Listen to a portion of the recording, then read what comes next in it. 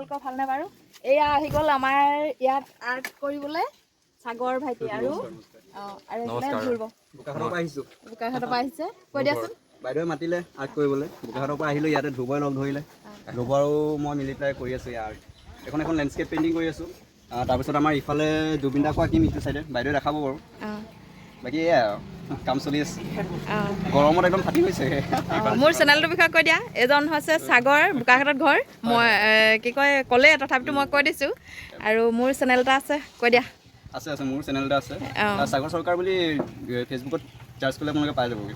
তাত গোটেই আপডেটবোৰ পাই যাব। আৰু এইফালে ধুনীয়া ধুনীয়াকৈ ছবি আঁকে। আৰু কি কয় কি কৰে নামবোৰ নাজানো যেনিবা, তথাপিতো কৈছোঁ আৰু ছবি বুলিয়ে কৈছোঁ। ভুলটো নহয় ন ছবি বুলি ক'লে? এইবিলাক আৰু তেওঁলোকেহে জানে নাম চামবিলাক আৰু এইফালে আমাৰ একেবাৰে ওচৰৰ কল্যাণপুৰৰ হয়, কি কয় নামটো ধ্ৰুৱজ্যোতি কোঁৱৰ। কোঁৱৰ তেখেতৰ যোগেদি মানে তেওঁ আহিছে। সাগৰ মোৰ লগৰে হয়, বোকাখাটত একেলগতে পঢ়া আমি। ঠিক আছে। কাইলৈ জুবিন গাৰ্গক আঁকিব। আজি অকণমান ভিডিঅ' এটা কৰি আপোনালোকৰ মাজলৈ এৰিলোঁ হয়। এইফালে কৰি অলপ দেখাই দিছোঁ। এয়া গোটেই জাপৰি হৈ আছোঁ। বৰষুণ পৰিছে। বৰষুণ দিছে নেকি? এইফালে নিজৰ নিজৰ কামত একেবাৰে ব্যস্ত দেই। এইবোৰ আমি ৰং চঙৰ নাম নাজানো, কিন্তু এনেকৈয়ে আৰু আৰ্ট কৰিছে। মই মাতিলোঁ মানে তেখেতলোকক এই প্ৰাকৃতিক দৃশ্য এখন আঁকিবৰ বাবে। আচলতে এই কাহিনীটো বহুত মানে এই ৱাল দুখন খালীকৈ থাকিলে অলপমান বেয়া লাগিব বুলি আৰ্ট কৰিবলৈ মই মাতিলোঁ মোৰ নিজৰ লগৰ এগৰাকী ছোৱালীক, আৰু আমাৰজনে মাতিলে এখেতলোকক। কাৰণ দুইজনকে লগ লগাই দিলোঁ, শেষত এওঁলোকে আঁকিবলৈ পালে। আৰু এতিয়া এয়া আঁকি এইটো অৱস্থা। তেখেতলোকে বাৰু কৈ গ'ল যে আমি বেয়া নাপাওঁ, তোমালোকে আঁকা। তেওঁলোকৰ আৰু বেলেগ কাম আছে, গতিকে সেয়েহে এতিয়া এওঁলোকে আঁকি আছে। আৰু কিমান কি আগবাঢ়িব পাৰে।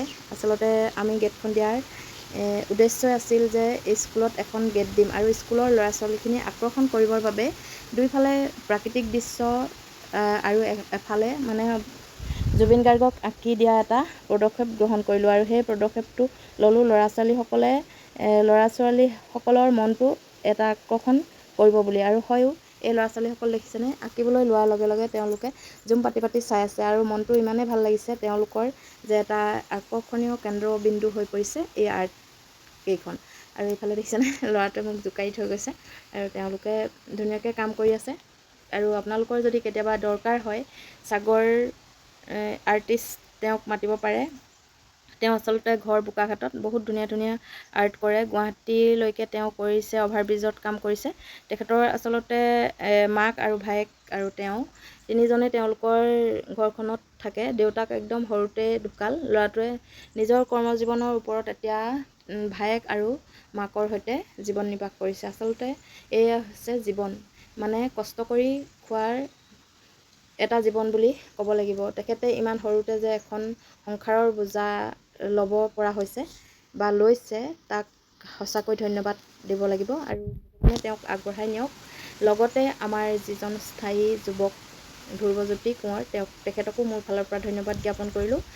মই যে তেখেতলোকক আঁকিবলৈ মতাৰ লগে লগে আহি তেওঁলোকে ধুনীয়াকৈ পেইণ্টিংখন আঁকি দিছে, তাৰ বাবে ধন্যবাদ জনালোঁ। আৰু সম্পূৰ্ণ হ'লে আপোনালোকক মই সম্পূৰ্ণ ভিডিঅ' কৰি দেখাম। এতিয়া বৰ্তমান এখন ৱালত পেইণ্টিং তেওঁলোকে আৰম্ভ কৰিছে।